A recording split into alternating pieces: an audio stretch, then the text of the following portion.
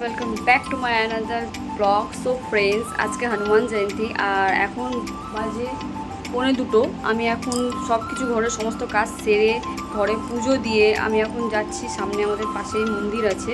আমি ওখানে বজরংবলীকে লাড্ডু একটু পুজো করে একটু মোমবাতি দেখিয়ে আমি আবার বাড়ি ফিরে আসবো। ফের আবার সন্ধেবেলার দিকে যেতে পারি মার সাথে মন্দিরে। তো ফ্রেন্ডস, এখন যাচ্ছি মন্দিরে। তো আপনাদেরকে দেখাচ্ছি যে মন্দিরে কত সুন্দর আয়োজন করেছে। প্রতি বছরই এই আয়োজনটা করে, খুব বড়সড় করে উৎসবটা হয়। তো বজরংবলী বলে কথা, জয় শ্রীরাম। তো ফ্রেন্ডস, কারা কারা জয় শ্রীরামকে মানে বজরংবলীকে ভালোবাসেন অবশ্যই কমেন্ট করে জানাবেন। আর আমার তো সবসময় জয় শ্রীরাম জয় শ্রীরাম জয় শ্রীরাম, আর কিছু বলার নেই। এটা মানে কি বলবো, মানে বজরংবলীকে এতটাই মানি যে কোনো এতে জয় শ্রীরাম যখনই মানে কোনো মানে এই পর্যন্ত বলতে নেই, আমি স্বপ্নের মধ্যেও মানে যখন কোনো ভূত ফুল বা কিছু একটা কিছু ভয়ের ব্যাপারটা থাকে, তখন আমি জয় শ্রীরাম মানে কি বলবো আর মানে চালিশা পড়তে লেগে যায়। এটা আপনারা বিলিভ করবেন না, আমি মানে স্বপ্নের মধ্যে ঘুমের মধ্যেও চালিশা স্টার্ট করে দিই। তো যাই হোক, তো এখন যাচ্ছি বজরংবলীকে দেখা করতে, আজকে ওনার জন্মদিন। সো ফ্রেন্ডস, আমার ভিডিওটা কন্টিনিউ থাকুন আর দেখুন যে ভিডিওটা আরও মানে কতটা ভালো লাগবে। স্টেপ বাই স্টেপ দেখবেন ভিডিওটা।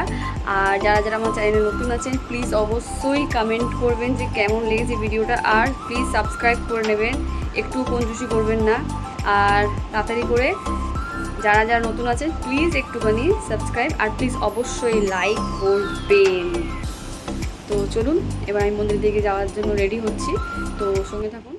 বন্ধুরা, এখন আমি দুপুরবেলায় বেরিয়ে পড়েছি মন্দিরে যাওয়ার উদ্দেশ্যে। তো দেখতেই পারছেন ছাতা নিয়ে বেরিয়েছি। এত রোদ, মানে কি বলবো, মানে যা রোদ পড়েছে, 42 ডিগ্রি টেম্পারেচার রোদের।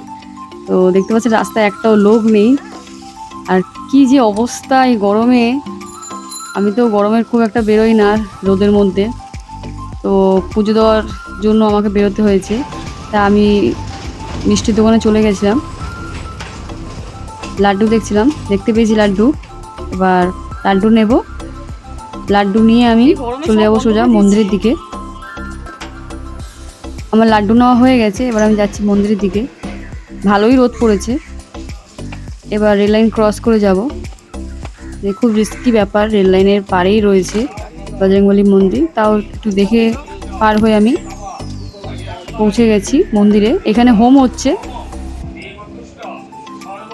আমার একটু লেট হয়ে গেছে। যাই হোক, হোম হচ্ছে এখানে, দেখুন। জয় শ্রীরাম, বজরংবলীর পুজো হচ্ছে, হোম হচ্ছে এখানে। দেখতে পাচ্ছেন খুব সুন্দর হোমের তাপ, দেখতে পাচ্ছেন খুব সুন্দরভাবে এখানে পুজো হয়। প্রতি বছরই পুজো হয়। আমি যখনই এখান থেকে কোনো দোকানে আসি, আমি বজরংবলী দর্শন না করে আমি যাই না। দেখতে পাচ্ছেন পণ্ডিত মশাই পুজো করছেন। এখানে মিষ্টির ডালা রয়েছে, প্রসাদের ডালা। তো কুপন দেয়, আমি বলে দিচ্ছি যে আমার প্রসাদটা রয়েছে, তা ওটা আমাকে কুপন দিয়েছে। আমি একটু চারিপাশটা আপনাদের দেখাচ্ছি ঘুরিয়ে, কি সুন্দর সাজিয়েছে। এই দেখুন, খুব সুন্দর সাজিয়েছে, দেখতেই পাচ্ছেন ফুল মালা দিয়ে। দেখা হয়ে গেছে আমার কাকিমার সাথে, আমার পরিচিত এক কাকিমার সাথে আমার দেখা হয়ে গেছে। একটু গল্প করা শুরু করে দিয়েছি ওখানেই। এত গরমে দেখতেই পাচ্ছেন বেশি ভিড় হয়নি, ফাঁকার মধ্যেই। আমি লেটে 2টোর দিকে গেছিলাম, তো আমার পুজো দেওয়া হয়ে গেছে, আমি বাড়ির দিকে যাচ্ছি।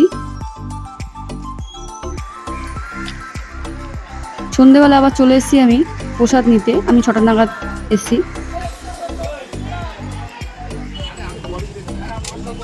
তারপরে আমি চলে এসেছি সোনারপুরে। মা দেখতে পাচ্ছেন মিষ্টি নিচ্ছে, লাড্ডু নেবে বজরংবলীর জন্য। তো আমরা এখান থেকে লাড্ডু নিয়ে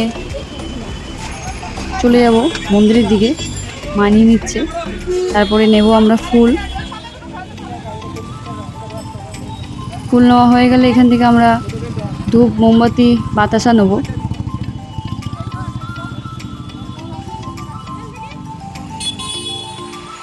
আজকের দিনে ফুলের দামও বেশি দিচ্ছে।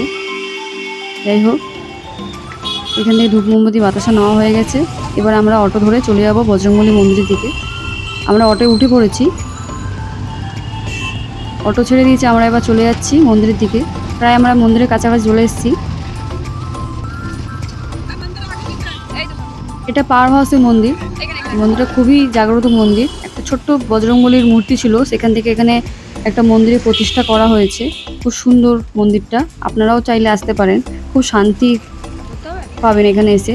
বজরংবলী আছে, মহাদেব আছে, মা তারা আছে, আরও সব ঠাকুররা এখানে আছেন। আসলে আপনাদের মন খুব শান্তি থাকবেন। খুব সুন্দর ডেকোরেট করেছেন, দেখেছি কালারফুল, খুব সুন্দরভাবে ডেকোরেশনটা করেছে এখানে মন্দিরে। আমার মা পুজো দিচ্ছে, দেখতে পাচ্ছেন। সব ভক্তরা পুজো দিচ্ছে, আমার মাও পুজো দিয়ে নিচ্ছে। আমি যে বেলায় পুজো দিয়ে নিয়েছি, অঞ্জলি দেওয়া হয়ে গেছে আমার, তাই মার সঙ্গে চলে এসেছি, মা পুজো দেবে, তাই আমি একটু ভিডিও করে নিচ্ছিলাম।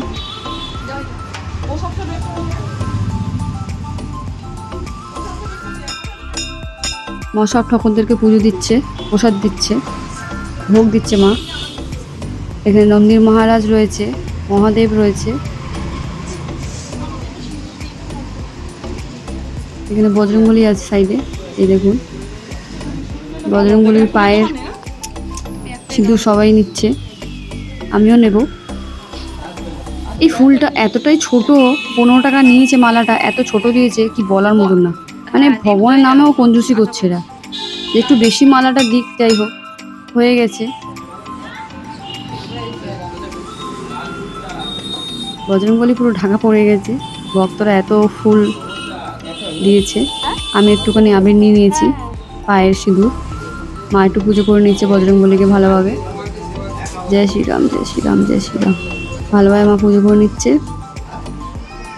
আমি একটুখানি পতাকা চেয়েছিলাম বজরংবলীর, তা দাদা আমাকে দিয়েছে। সুভাষগ্রামে চেয়েছিলাম, বলেছে দেওয়া যাবে না। যাই হোক, সোনারপুর দিয়ে দিয়েছে আমাকে। দাদারা খুবই ভালো, চেয়েছি আমাকে দিয়ে দিয়েছে। এই যে ভক্তরা সব ঠাকুরকে পতাকা দিচ্ছে। এই যে হলুদ কালারের দাদাটা গেঞ্জি পরা, উনি ওই দিয়েছেন পতাকাটা।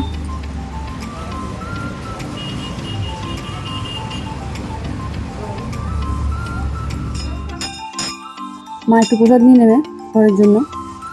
আর আমি ভাবছিলাম যে আমি একটু চুনরি নেব সাইকেলের জন্য, বাইকের জন্য। তো আমি একটু অপেক্ষা করছিলাম যে কখন আমি চাইবো, কারণ যে দিয়েছে যদি উনি নেন, কারোটা তো নেওয়া উচিত না। যদি উনি না নেন তাহলে আমি নিতে পারবো। দাদা বললো একটু ওয়েট করো, যদি না নেয় তাহলে তুমি নিতে পারবে। আমি এটা ঠিক আছে। এই যে সব ঠাকুরের পায়ে ছুঁয়ে ফুল নিচ্ছে। বজরংবলী কি সুন্দর লাগছে, কত ভক্তরা বজরংবলীকে আজকের দিনে ওনার হ্যাপি বার্থডেতে এসে সব সেলিব্রেট করলো। খুব সুন্দর লাগছে, রাম সীতা লক্ষ্মণজির সাথে বজরংবলী, আরও সব ঠাকুরগুলো রয়েছে। কি সুন্দর মন্দিরটা না।